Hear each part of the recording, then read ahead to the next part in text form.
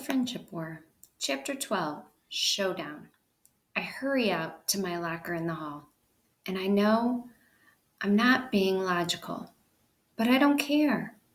I want that pinwheel button. From my show and tell in social studies that day, I remember how Brooke really loved the specialty buttons, the ones in all the realistic shapes, especially the animals. She wants to become a veterinarian. So that's the bag I grabbed from my locker. And it's not like this is going to give away any secrets either. Everyone already knows I have some buttons like this. Back in the room, Brooke is trying on one of Ellie's ribbon bracelets. I can tell she really likes it. And Ellie already has the pinwheel button in her hand. So I might be too late. 5 other girls are watching the action, but from a respectful distance. And usually I do the same. Like, whenever we watch a movie together, I always let Ellie pick the one she wants. But not this time. I move in close, almost between them, and then I say something, just an observation, as if I'm talking about the weather. These are those fancy buttons I brought to social studies that day, the ones shaped like dogs and cats and horses and stuff. I've been thinking about how some of these would look on a bracelet. Ooh, that's a great idea. Brooke is studying my small plastic bag. And Ellie? Without even looking, I can tell that her mouth is hanging wide open. She's speechless, but I know that won't last for long. So I start pulling out buttons. Yeah, like this kitten and this robin and this pony and this Scotty dog and then 3 or 4 more, maybe on a yellow ribbon. I think that might be really nice, almost like a charm bracelet. Brooke is nodding. So, do you want to trade some of those? I say, maybe, but what for what? I mean, these are pretty amazing buttons, and they're almost antiques too. Like a cobra, Brooke snatches the pinwheel button right out of Ellie's fingers and hands it to me. I'll trade you that for 8 of yours. I get to pick. Deal? The word deal is on my tongue, but before I can say it, Ellie finds her voice. Actually, Brooke, you and I had already made a trade. You took my bracelet and put it on, and then you handed me that button. So that's a trade. Plus, I was kind of hoping that you'd come for a sleepover this weekend. I got a spool of this amazing stretchy cord, and I thought you could help me try out some new ideas for necklaces.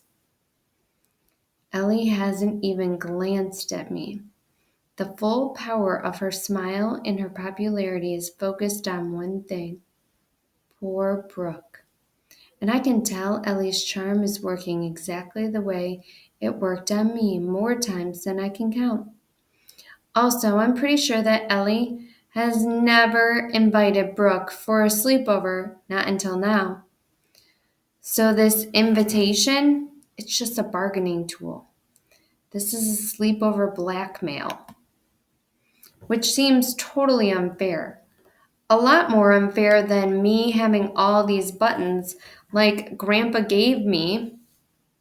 But right now, the main fact is I have the pinwheel button clamped in my fist, and I am not giving it up. I look Ellie right in the eye. I keep my voice calm and friendly too, which isn't easy, but I'm not using smiles or popularity like she just did, only sharp, cold logic. Sorry, Ellie, but if Brooke didn't say deal to you, then it's pretty clear that she was still thinking about trading. And she did say deal to me. And now I'm saying it back, deal. So that's that. There are 7 or 8 kids around now, and they're nodding in agreement with me.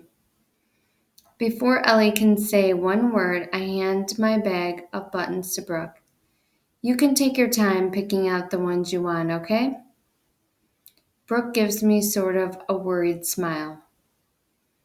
Okay. If I had known that this was going to be tough on Brooke, I might not have jumped in.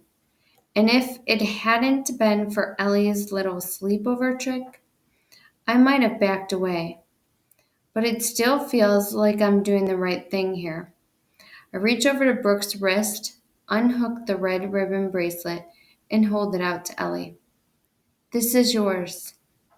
She glares at me, and the edges of her nostrils are flared out wide like a horse that's about to kick someone's head off.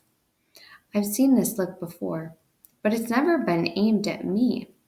I feel like I'm going to shiver, and during that split second, I almost hand over Brooke's button and start apologizing. Almost. Ellie grabs her bracelet and she turns away. The first bell rings. Walking to my desk, I don't even glance at the pinwheel button. I just slip it into my front pocket of my jeans and gulp once or twice.